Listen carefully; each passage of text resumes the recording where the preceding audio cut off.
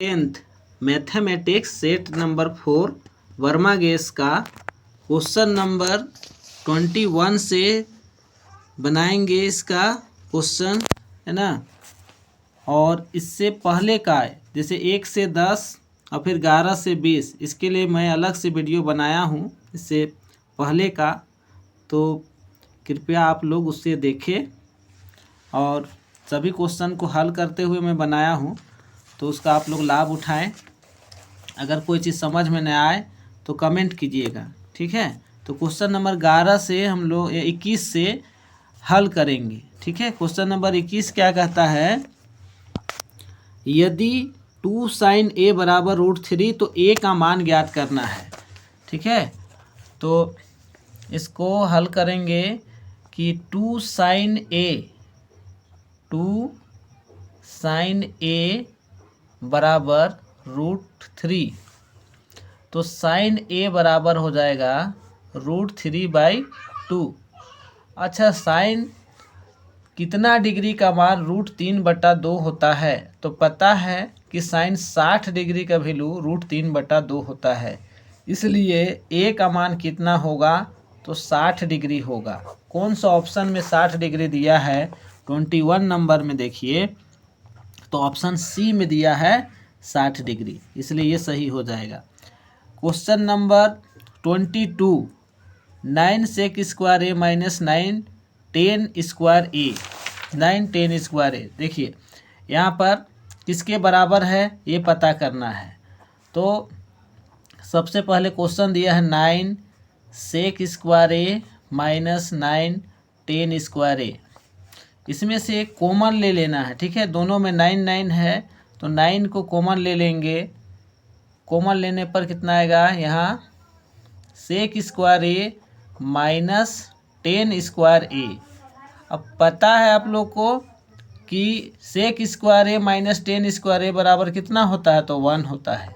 दोनों को गुना करेंगे तो क्या आएगा, 9 आएगा, ठीक है। इसका कौन सा ऑप्शन सही होगा, तो ऑप्शन नंबर बी करेक्ट होगा, ठीक है। क्वेश्चन नंबर 23, यदि रैखिक समीकरणों का एक युग्म असंगत है तब इसके आलेख की रेखाएं होंगी। असंगत कह रहा है, ठीक है, तो समांतर होते हैं, ठीक है। असंगत में जो आलेख का जो ग्राफ खींचते हैं तो उस क्या होता है, उसके रेखाएं समांतर होती हैं। क्वेश्चन नंबर 24, एक स्तंभ की छाया की लंबाई स्तंभ की ऊंचाई से 1/√3 गुनी है, सूर्य का उन्नयन कोण ज्ञात करे, ठीक है। तो क्वेश्चन नंबर 24, इसके लिए एक फिगर ड्रॉ करेंगे, ठीक। मान लेते स्तंभ ए बी है, इसका ऊंचाई h है और इसका जो छाया बन रहा है वो BC है, ठीक। और बोल रहा है कि स्तंभ जितना है उसी का बोल रहा है 1/√3 गुनी है छाया की लंबाई, तो h को 1/√3 करेंगे तो h/√3 आएगा, छाया की लंबाई h/√3 आ जाएगा, ठीक है। अब ले लेते हैं समकोण त्रिभुज ABC में tan थीटा बराबर, tan थीटा ही क्यों लिए, क्योंकि यहाँ पर लंब और आधार का संबंध आ रहा है, इसलिए tan का ही संबंध लिए, ठीक है। तो AB का मान AB बटा क्या हो जाएगा, BC, tan थीटा में लंब बटा आधार होता है, ठीक। तो AB का मान कितना है, h है, और BC का मान कितना, h/√3 है, ठीक। अब इसको हल करना है, h को भाग देना है h/√3 से, तो भाग को गुना में बदलते हैं, तो √3 चला जाएगा ऊपर और h आ जाएगा नीचे, तो h को काट देंगे तो बचेगा का, √3। अब बताइए tan कितना डिग्री का मान √3 आता है, तो पता है कि tan 60 डिग्री का मान √3 आता है, इसलिए उन्नयन कोण पूछा है, तो उन्नयन कोण कितना डिग्री हो जाएगा, तो 60 डिग्री हो जाएगा।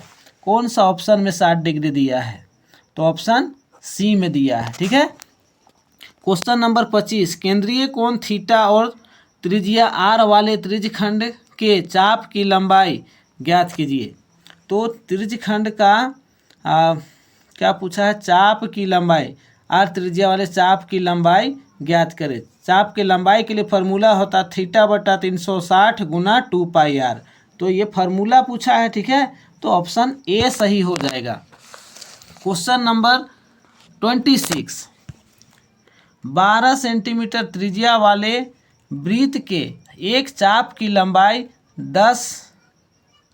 10 पाई सेंटीमीटर है। इस चाप के कोण की माप है। के कोण की माप ज्ञात करना है। ठीक है, तो इसमें त्रिज्या कितना दिया हुआ है, तो 12 सेंटीमीटर।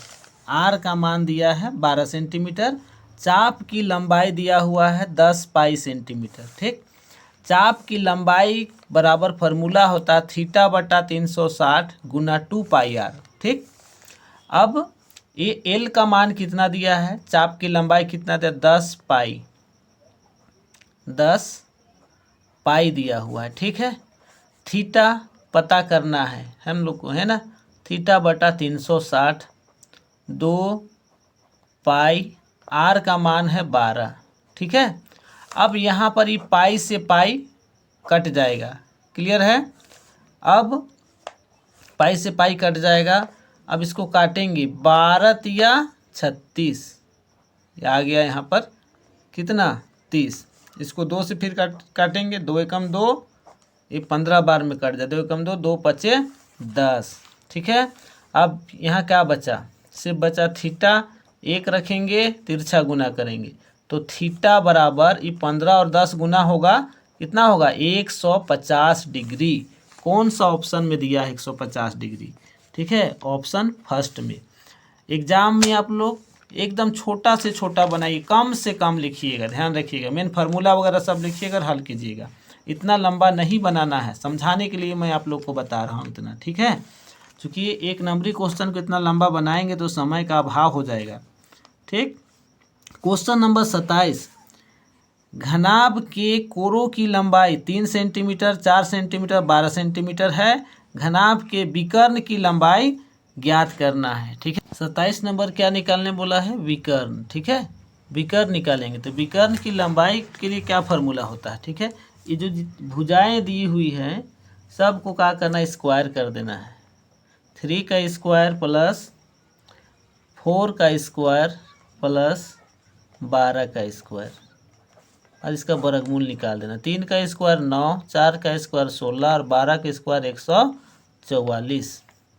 इस सब को जोड़ देते हैं तो कितना आता है, 4 6 10 और 9 19 के 9, 4 1 5 और 1 6 और इधर 169। अब वर्गमूल इसका निकालेंगे तो 13, तो 13 सेंटीमीटर आ जाएगा क्या, विकर्ण। कौन सा ऑप्शन में दिया है 13, ऑप्शन नंबर बी में दिया है। ठीक है, क्वेश्चन नंबर 28, एक शंकु का आयतन 1570 सेंटीमीटर क्यूब है। यदि इसके आधार का क्षेत्रफल 314 सेंटीमीटर है स्क्वायर है तो इसकी ऊंचाई ज्ञात की। आयतन दिया है 28 नंबर में, है ना, शंकु का आयतन। ठीक, शंकु का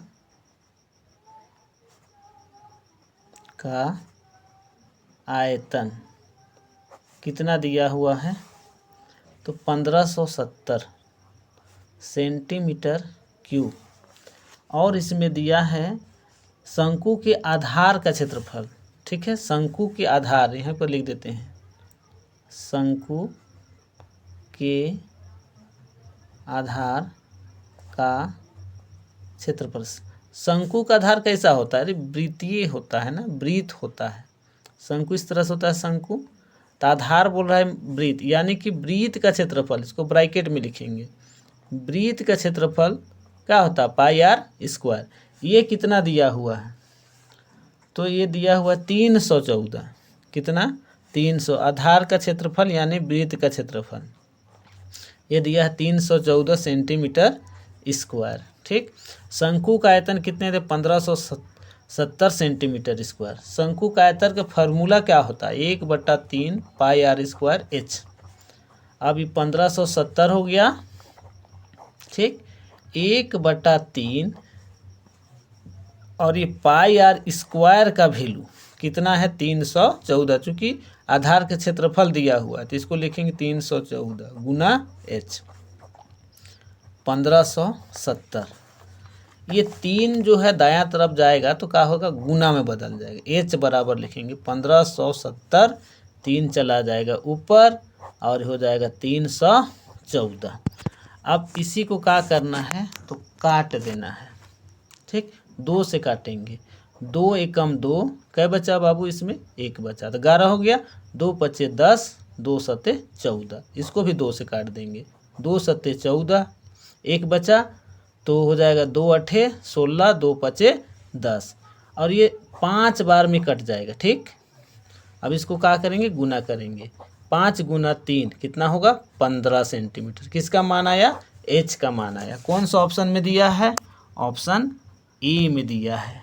कितना दिया है 15 सेंटीमीटर। ठीक, ऑप्शन ए में दिया है 15 सेंटीमीटर।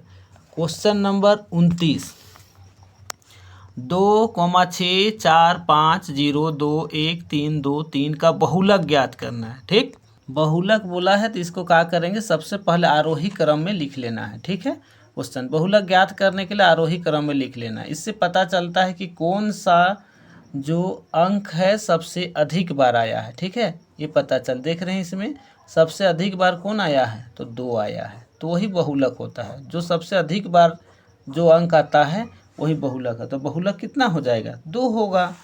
ठीक है, इसलिए कौन सा ऑप्शन में 2 दिया है 29 नंबर में, तो पहला ऑप्शन। ठीक, क्वेश्चन नंबर 30 देखेंगे, 2 सिक्कों की उछाल में एक भी शीर्ष नहीं आने की प्रायिकता है। 2 सिक्कों की उछाल में एक भी शीर्ष नहीं आने की प्रायिकता है।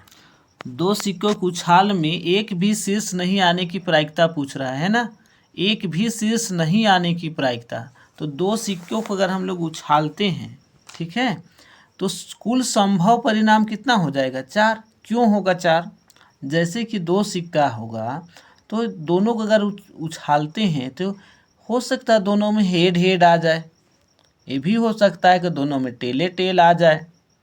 इस प्रकार अगर हो सके एक में हेड आए दूसरा में टेल आए, ये भी हो सकता है एक में टेल आए एक दूसरा में हेड आए। तो इस तरह से टोटल जो परिणाम है, संभव परिणाम, वो 4 है।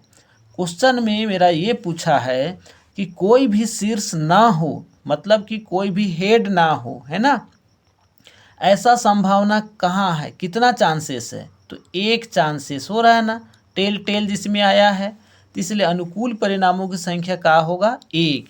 तो प्रायिकता का हो जाएगा, तो प्रायिकता बराबर हो जाएगा, ठीक है, पीई बराबर क्या हो जाएगा, प्रायिकता हो जाएगा कितना, 1। अनुकूल बटा कुल होता है 1/4।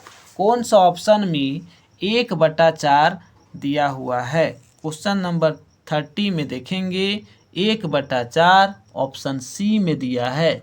उम्मीद करते हैं आप लोग को समझ में आया होगा। तो सभी अच्छा से प्रैक्टिस कीजिए और अच्छा नंबर लाइए, अच्छा से पास कर जाइए।